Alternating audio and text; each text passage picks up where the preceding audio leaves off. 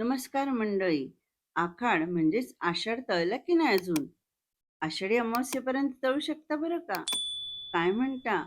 खानदेशी पद्धतीचे उडीद डाळीचे वडे करायचे, पण रोज काय ती डाळ भिजत घालायचीच विसरते.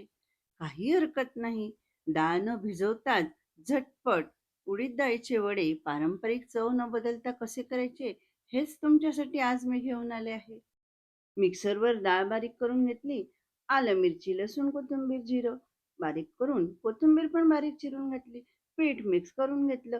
तेल तापवलं आणि अशा प्रकारे थापून घेतलेला वडा हा अलगद सोडून सोनेरी रंगावर तळून घेतला. पूर्ण रेसिपीसाठी खाली दिलेल्या लिंकवर क्लिक करा. यूट्यूबवरच्या क्षमा फूडीज झोन चॅनेलला सबस्क्राईब करा आणि इन्स्टावरती पेजला फॉलो करा आणि लाईक सुद्धा करा. पुन्हा भेटू अशाच एका नवीन रेसिपी सोबत. धन्यवाद.